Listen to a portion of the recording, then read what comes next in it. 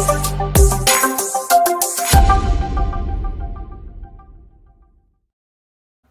guys, I'm Si. Welcome to Cardiff City World. Welcome to this little episode of the Breakdown Extra.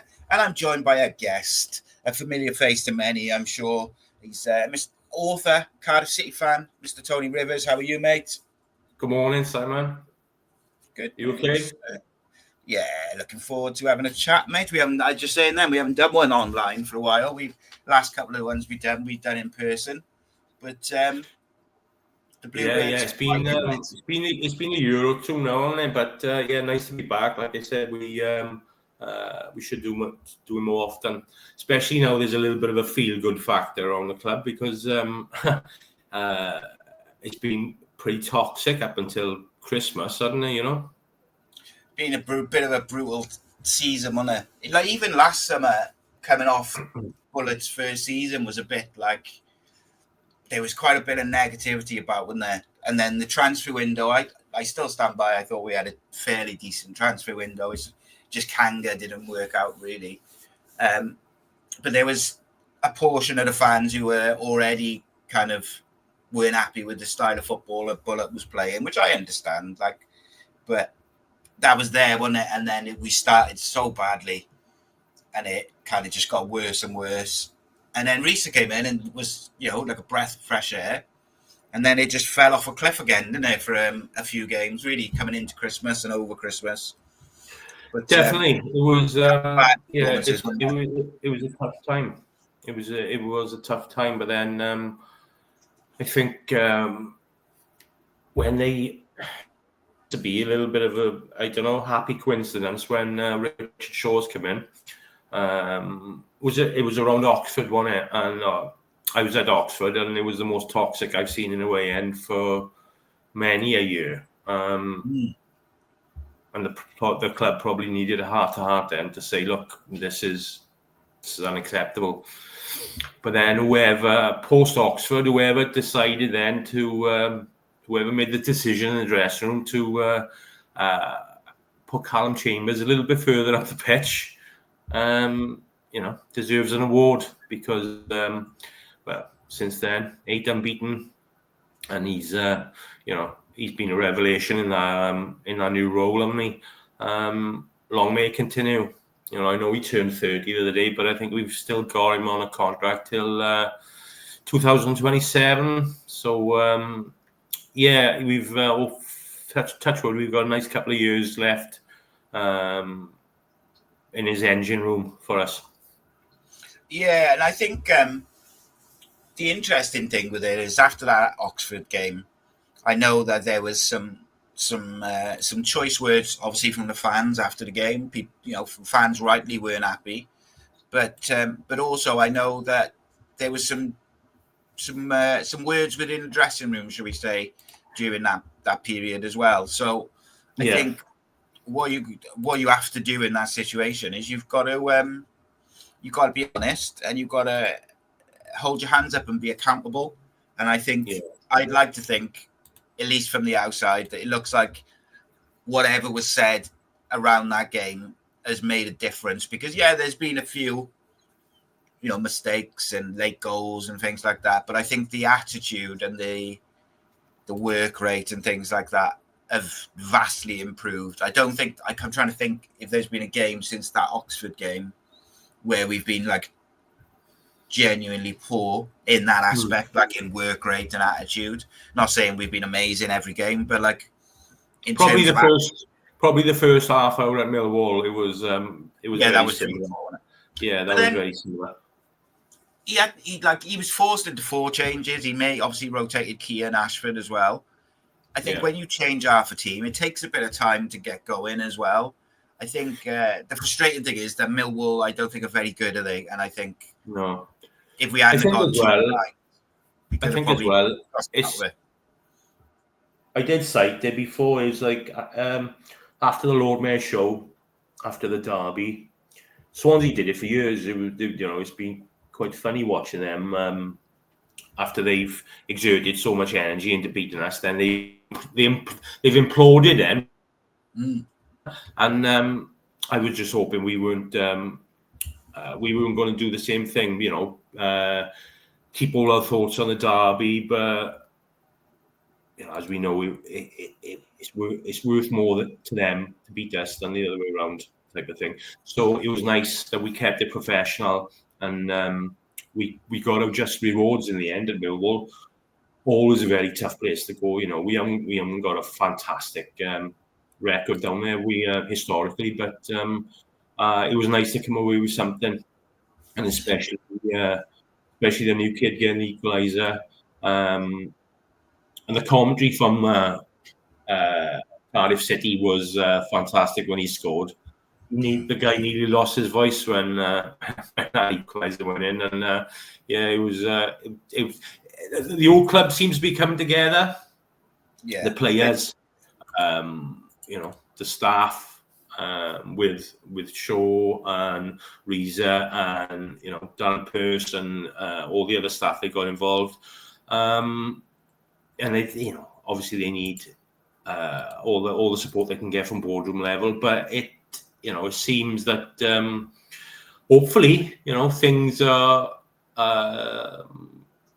Things are looking up for once. Yeah, and I think, in fairness, I think I said to you last night that I've been fairly confident all the way through, even in the roughest of times, fairly confident that we had enough. Our squad was good enough. Definitely. And I felt me and you, we're the same. We're always glass half full. But even after Oxford, I bet a little bit, and I never usually be too openly critical of the team, but I did go through for their throats that night. But some of our support, it's hard work. Even after 8 unbeaten, some people they can't see the wood from the trees, and it's the individual really, isn't it? But it's nice that we do have we do still have quite a lot of support that knows how to keep the faith. Yeah, and I think that's what it's about, mate. Today is you've got to keep the faith, and I think, but also we can all be honest, and I've been critical of some things over this season, and this was something I said under Bullet. I felt like in Bullet's early days, I really thought he might be the guy, because there were certain things I really liked about it. Obviously, the football wasn't great, but I did really like some of his sort of attributes and his traits. I quite liked the way he went about things in the interviews and stuff. But I also, throughout last season, said he's not devoid of criticism, because I think he might be a decent shout. And it was very clear as things sort of went on that he wasn't. But same as Omar Rhys, I really like some of the stuff that Omar Rhys is doing. I think tactically, he's quite clever. He's quite adaptable and things like that, which we don't. He's learning. Yeah, he's learning. He's a young guy learning his trade. But the good thing is, half time against Swansea, half time against Millwall, and exactly the same yesterday. Things weren't looking great. But when you got influences in the dressing room like Callum Chambers, who've been there and done it right at the top flight, it's probably really good that he gets to work alongside Richard Shaw, who's also been there and done it, and Rhys, and they all work off each other, don't they? Sometimes you don't need somebody who's done all their coaching badges, they've learned the art of tiki-taka. We go back to Swansea, they've always put these managers in place, haven't they? And like Luke Williams, they've done all the due diligence on him. But what does it count for at the moment? When they hovering around the relegation zone. So it's sometimes you just got to have the right people at the right time, haven't you? Yeah, of course. And I say this a lot about transfers and signings, people giving Kanga a lot of grief. And I just said sometimes it's just the wrong place, wrong city. People don't settle. They don't get on with the teammates, whatever it may be. It's just not right. And you can go from one club as a manager or a coach or a player and look like you've never kicked the ball before. And then you go to another club and you settle in straight away. You look at the club, you look at the players. Everything is just right. Your family's settled. Like a good example of that, I think, is Ebou Adams. I never saw, even yesterday, where I thought he was decent but not amazing. I never seen a performance like that at Cardiff from him. You know, driving through the midfield and winning tackles, and he's got a really high. You know, his stats for tackling and recoveries is really high. But I never saw that. I got a mate at Derby, and he asked me when Adams signed, and I told him, I said he's a really good talent. It's just he's been overlooked. He's been overlooked at Cardiff, unfortunately, because the chopping and changes is not so relevant at the moment. But we have had that with issues over the last couple of years with a lot of injuries, and we've been so unlucky.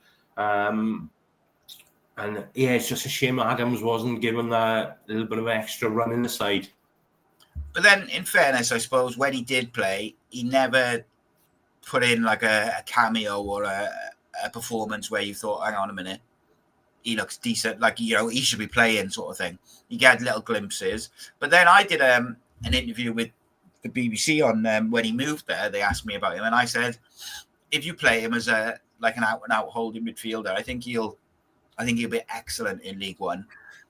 And that was like he was one of their main players, and I thought I got old text here to my Derby mate. He was asking about Ebou Adams. It was February 2024, February last year. I just said big potential, but need to stay fit and have a run of games, of course, which he couldn't quite manage here. Which is it, really. So his fitness as well, mate. He was never fit, was he, for us? It was just the same thing didn't work out. But like a lot of people who've seen posts over the last few months are, El Ghazi passed it. You know, he's not good enough. But some people you want to pull your hair out because, you know, this guy, he's talented, and it's only been a game and a half, but we've two half games, since Tuesday. But you know, it looks like that he's got a little bit of fitness back now, hasn't he? And he's looking dangerous, giving us good outlet. And I said to Evan yesterday, it was a sweeping move from us for the second, and it was put on a plate for El Ghazi, but Evan said it wasn't. He still had a bit of work to do with that finish. He placed it perfectly, you know. Which was lovely. It was an excellent finish, mate. It was a real good play, and I think my thing with El Ghazi was always like he didn't play football for like 18 months almost. That's a long time to not not kick a ball, like, you know. So I always felt like it was a case of if we could get, because he only had a year contract. I always felt like it was if we could get him fit and sharp and motivated and match fit by the time the season finished. Because I always felt like what would happen is maybe we wouldn't see the best of him, and then we wouldn't end up giving him a new contract. But then what we would have done is got him fit and sharp and ready by the end of the season. And then come the next season, he'd go somewhere else, absolutely tear it up, and we'd be like, this is it. I just hope they do the right thing. But I think he deserves a start now at Ellen Road. Like, I've defended Willock for as long as I can, but he's at the moment he just seems to be going through the motions. As we discussed at Millwall, with the goal he scored just before half time, I think they were probably thinking about, he was that bad, they were probably thinking about taking him off, but they give him an extra 20-25 minutes then, didn't they? So the problem is I think with Willock, there's no doubt he's got ability and talent. Yeah. But you've got to have it's particularly in the system we play, you've got to have the work rate off the ball and work for your teammates. Well, yesterday you've seen within a couple of minutes of El Ghazi coming on, he sprinted back about 40 yards to cover NG at left back, which Willock, I don't think he's ever done, has he? You know, it's not in his locker. That's fair enough. But sometimes you've got to go outside your comfort zone, haven't you? You've got to take one for you take one for the team, haven't you? 100%. And I think ultimately, I think I said to you yesterday, I forget, but like to me, while O'Dowda's not there, and we're trying to, and if Tanner's not fit, then I'm looking at that left hand side and I'm thinking, well, I'd rather see El Ghazi or even Ruben Colwell on the left, because at least they'll do the pressing, they'll work off the ball. But they'll stay, like Ruben will do exactly the same sorts of things as what Willock did. You try and cut in and link up or shoot or whatever. Yeah. And El Ghazi's more of a traditional sort of winger in some ways. Like he will cut in, but he'll also go down the outside. But at least both of them will put a shift in off the ball. Whereas Ruben, he's taking a bit of stick again, and I can understand why. And it's frustrating, his creative side of the game, but I can't fault his work rate. He's he does, he tries to do a lot as he can off the ball, but some other aspects to his game are letting him down again, which is unfortunate. And this is why he's not getting anywhere near the first 11 at the moment. Yeah, I'd like to see him be a bit greedier, I would, and a bit more ruthless. Like sometimes I think he'll get around the edge of the box or he'll get one-on-one with a defender and he'll look for a pass rather than, do you know what, you've got the ability, just beat the man or shift it and drop your shoulder and have a go. Like, but I think it's probably where he's been told by the likes of, I think, Warnock and probably Bullet a bit as well, that he's greedy or whatever, or he takes too many touches. But I'd just like to see him be a bit more ruthless, but people will, at the moment, I do feel like Cardiff fans always want someone to blame, don't they? And exactly, there's always a scapegoat, and there's a couple of threads online at the moment about the abuse that Yaku has been taking. The problem is, mate, is if you can see from both ends, because if you ask me, mate, after you've criticised the fans as well, I think it makes it difficult to then defend. Like, but then it's weird. Like, I thought yesterday, he'd done quite well. I thought he put a shift in and he looked quite motivated. But then actually, when I watched it back, he did. But he also made some weird mistakes and really put us in could have put us in a bit of trouble. Like, so. I do understand it from both sides. I try to get behind players, but also I'm one of these who believes is once a player wants to go, just let him go. Because especially if you end up in a relegation battle, you need everybody on board and fighting. You can't have any sort of passengers, if you like, who don't want to be there or whatever it may be, because you need people who are going to fight for it. Definitely, and. There was a rumour warning that he's putting a transfer request, but I think we may hear more, towards the end of the window. Yeah, did you know the window doesn't shut till the 3rd of February? Yeah. I think it was Nigel Harris mentioned it earlier, and I didn't know that. But it's a strange one, isn't it? Yeah, hopefully, Cardiff. What would you like to see? Something to do with Sky's timetable, no doubt. Yeah, no doubt, mate. 100%. Who put money on it? If you were in charge, mate, being sort of realistic, what would you like to see us add to the squad before January?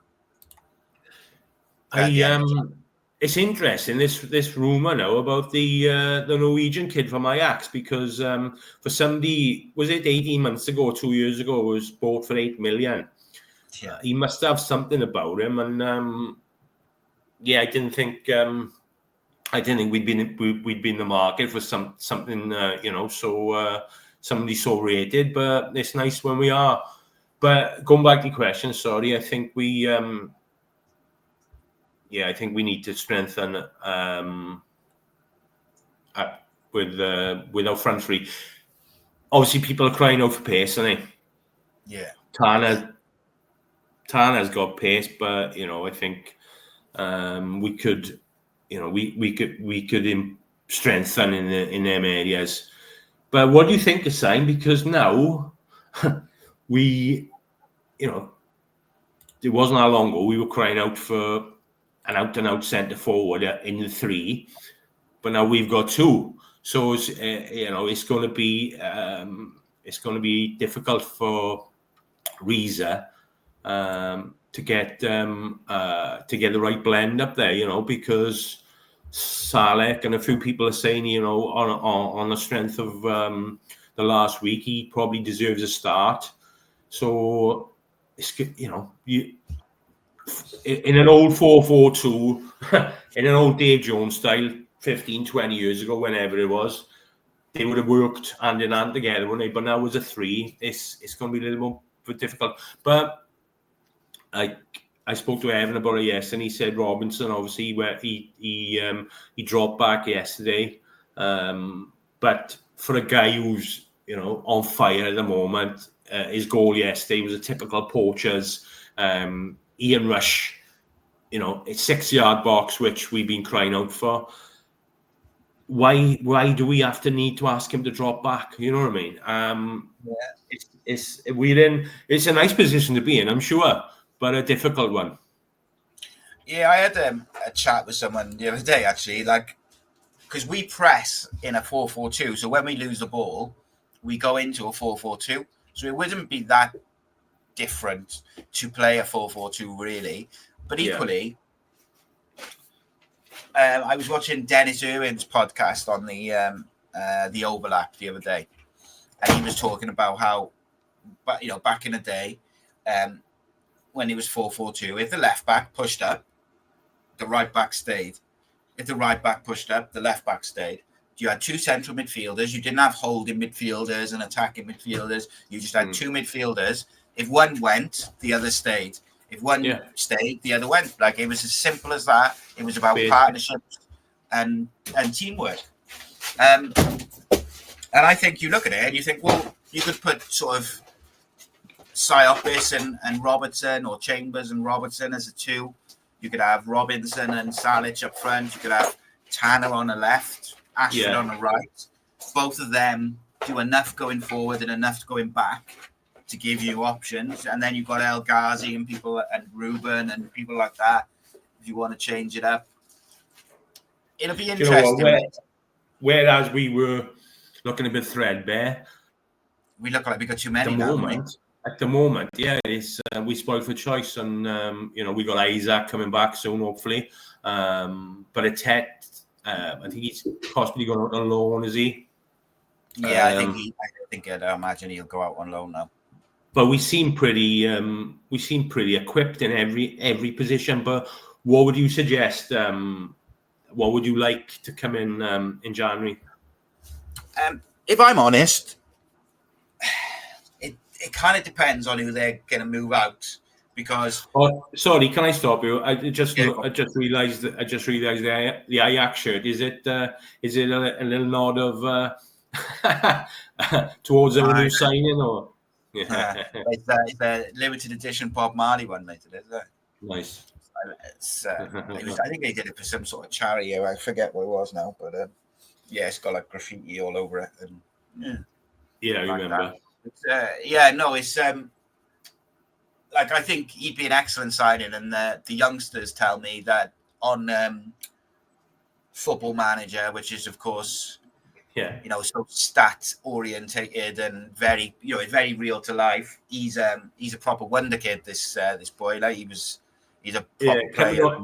Come on from Derby, Evan, and his buddy Ben in the car, and when it first came up, they were like, "Where do I know that name from?" And then they both said, Football Manager. So, and I said, "What does that relate to his?" Probably. So, hopefully we've got a good chance there. The thing which is strange with him, mate, I think, is effectively, if he does come in, you're looking at the midfield options and you wonder if there's one too many, because you've got Chambers, Siopis, Rolls, Robertson, and then the new lad. Plus, then you've got Ruben, and it feels like there's one too many. And I know now, if he was coming in permanently, then I would understand it. Like, because if you get a chance to sign someone who you think is going to be real quality, then get him in and then work it out. Fine. But to bring him on loan to the end of the season, that says to me, at least, and I might be wrong, of course, that maybe one of the midfielders is leaving. Now, Joe Rose is not going to leave, I don't think. Callum Chambers is not going to leave. I don't think Ruben will leave in January. And it kind of only leaves Siopis.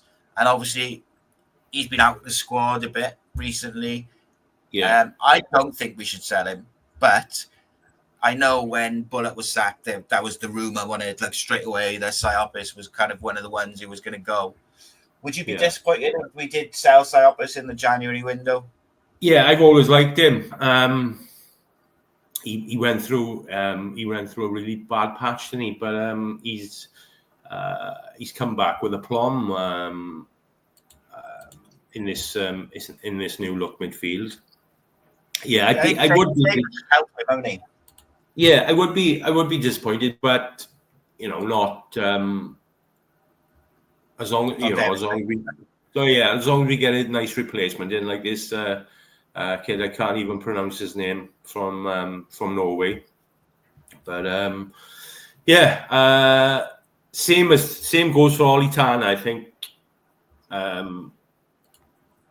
don't want to sell him, and I hope he doesn't go. But if somebody come in with a ridiculous amount of money, based on buying him for his potential, if somebody come in with 6-7 million, which to me, I still don't think he's nowhere near the finished article. But obviously, there's something in these rumours, I think, because some of these clubs involved. I know agents get to talk a lot, don't they, this time of year, but it does seem that there are some top clubs that have been alerted to his game. It's a funny one, mate, isn't it? Because with agents and social media, what you end up seeing is you see a lot of clips of players. And don't get me wrong, I think he's been decent this season. I think it actually, since he was dropped to the 21s by Bullock, I think his attitude has been absolutely spot on. And the phrase I used after the derby last week is Ollie Tan. He just gets it. Like, he gets the club, he gets the what's expected of him, he gets the attitude, etc. So my thing with him is, like, I don't think it's the right time for him, and I might be wrong, of course, but I don't think it's the right time for him. I don't think he's quite ready for that jump up. I also don't think it's the right time for Cardiff. I would like to think that if a bid comes in, Cardiff would say to him, stay with us till the summer and then go. But simply because there's not much time left in the window, mate. But I suppose when's his contract up? I think he's got a couple of years, mate. He's not out of contract, because obviously that would complicate it. If he was out of contract in the summer, then it's different story in it. But ultimately, mate, I think we should be building around the young players like Tanner and Ruben and Joel Colwell and Kean Ashford and Darling. We discussed it yesterday. Obviously, a lot of people have been crying out for the youth to be more involved, and which Bullock didn't really do. But he had his own strategy. But we are seeing it a lot more lately. Possibly, the way the 18s and 21s have been developing, especially yesterday till we get that in about their smashing Swansea again, which it's always good to talk about that, mate. But they've been very, very good, mate. Did you see the boy? So there was a boy playing for the under-18s yesterday, who was, I think it was his first start. He was 15 years old, playing for, and he scored as well. So the talent within the development system is insane. Like, there's really genuine talent, and you've only got to look in the Wales squads in the different age groups to see quite how much talent is in there coming from Cardiff. And we've been told for years that Swansea had the because they had the academy status. They were light years ahead of us, but obviously it's not, because we pick these results up against them, don't we? And we are bleeding some of the youngsters into the first team squad now, and probably we got to thank Darren Pearce for that.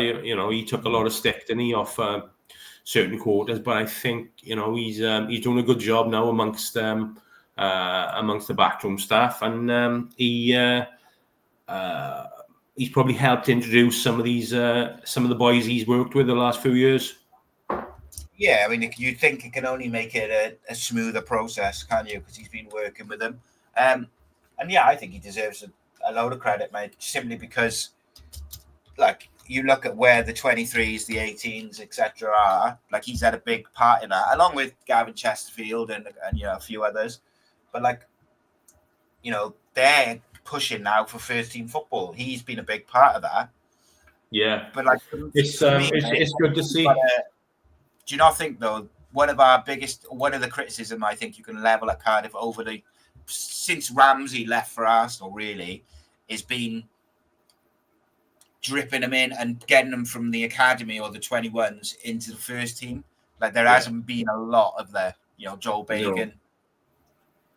No. Like Ashford, we knew there was a talent there, obviously, from his bit part performances last season. But now he's getting a run in the side deservedly, and he's had a cracking last month or two, hasn't he? Which is great to see. Nice to see him regularly in the side. He's and he's cemented that in the front three. But he's probably had a little bit of a quiet week, but he's still been integral to these performances. Yeah, and I think what's the other encouraging thing, mate, is like you look at Alex Robertson. He's 21, and he's such a big part of what we're doing at the moment. That it's 100%. Important that we build around these youngsters, for the foreseeable future.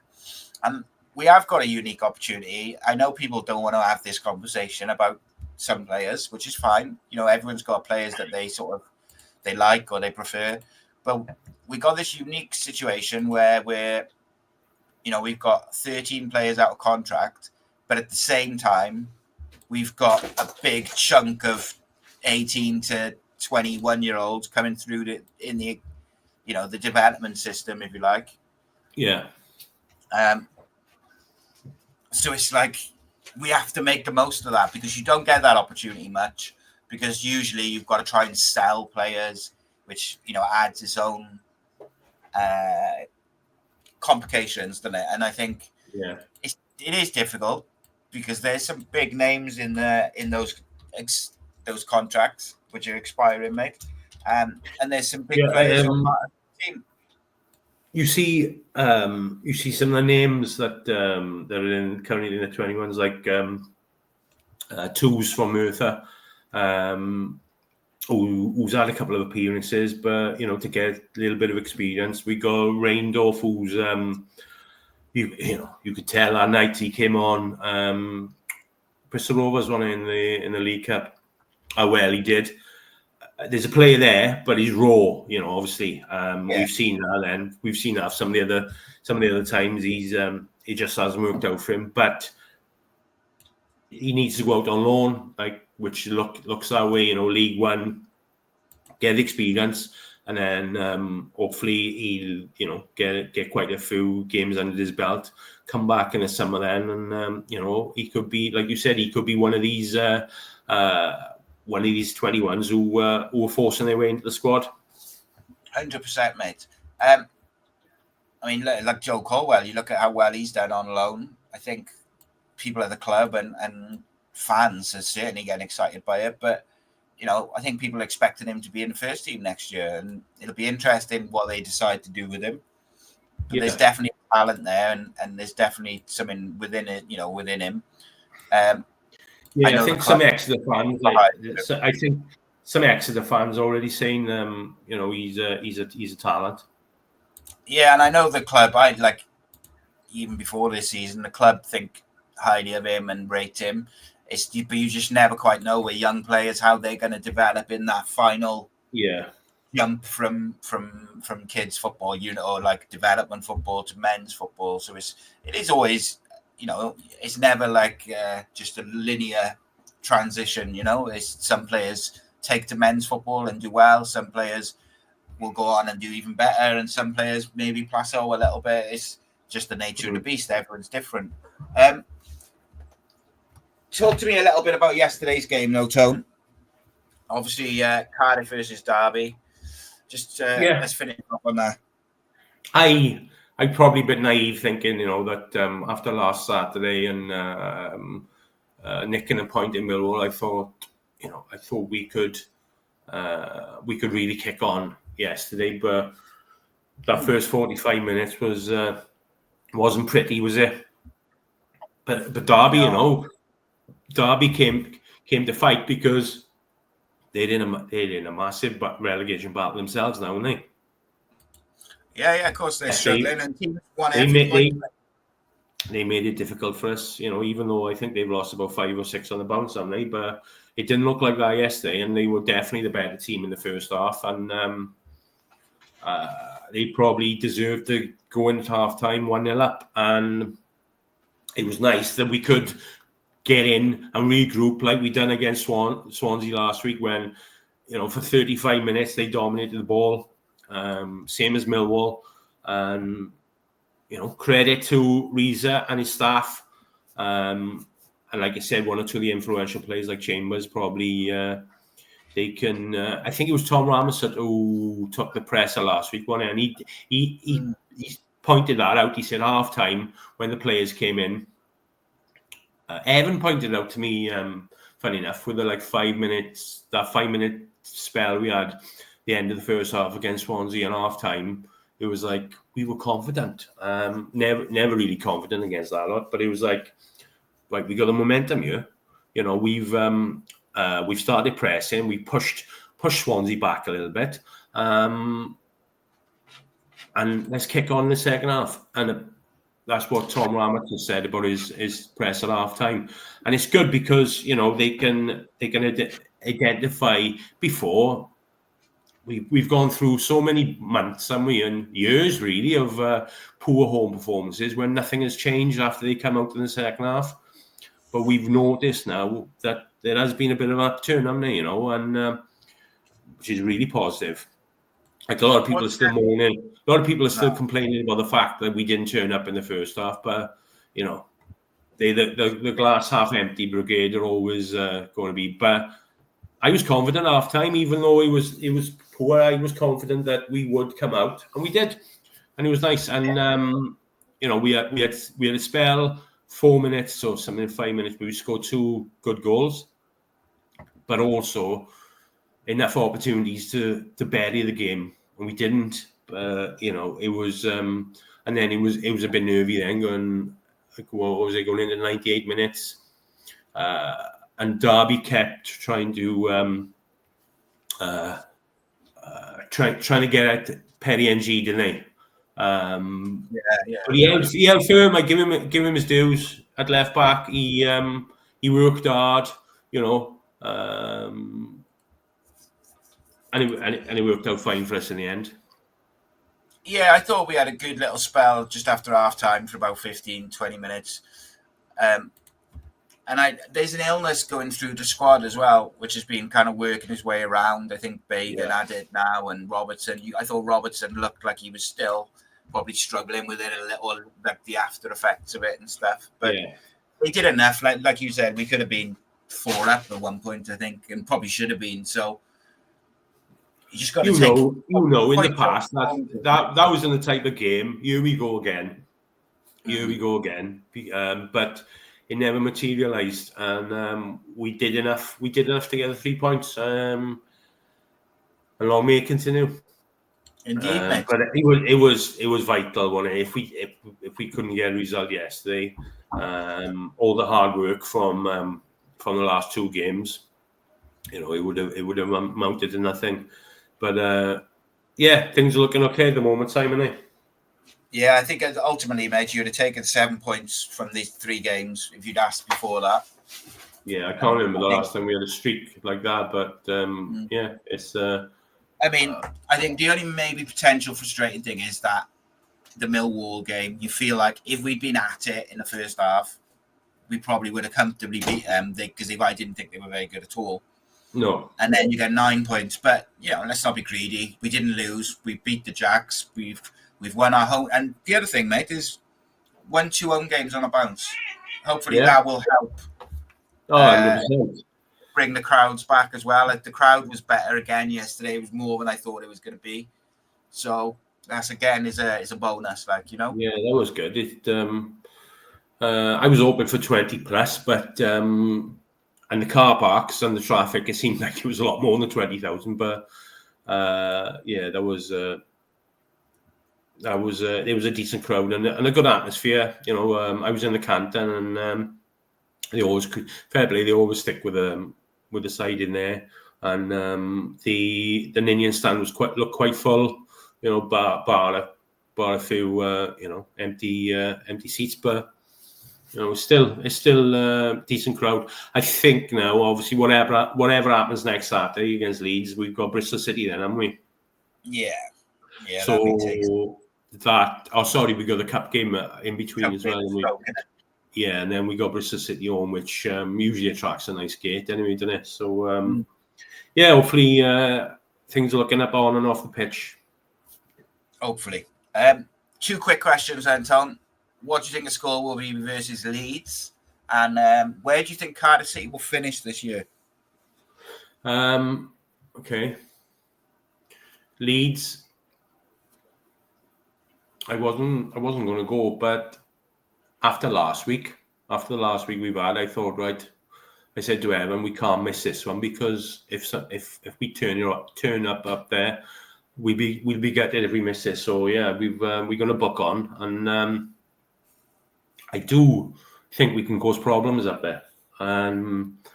Obviously, they're a fantastic side, Leeds, but we've got a little bit about us at the moment. I think if El Ghazi starts, maybe Salek will start as well. We'll see, but defensively we're quite sound at the moment. Like centre mid, we're strong.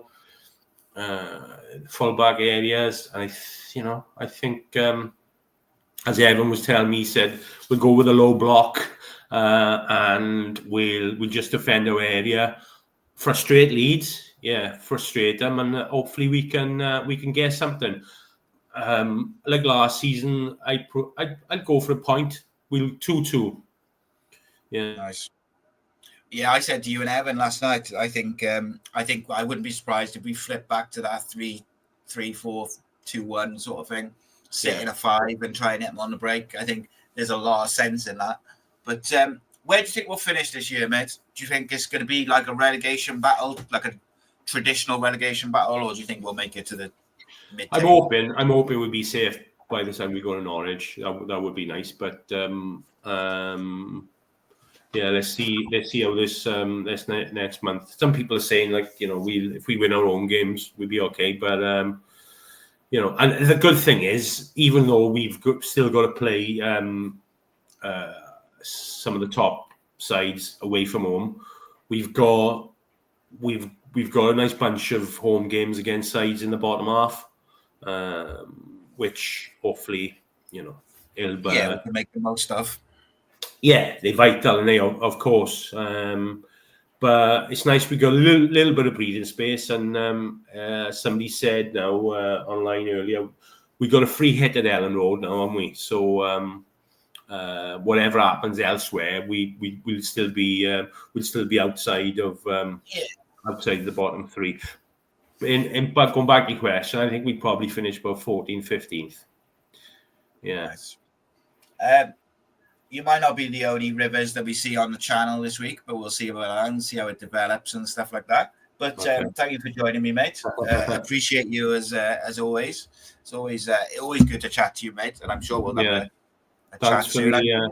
Thanks for the chat, mate. And well, congratulations on your new roles as well. And like I said, he'll keep going from strength to strength.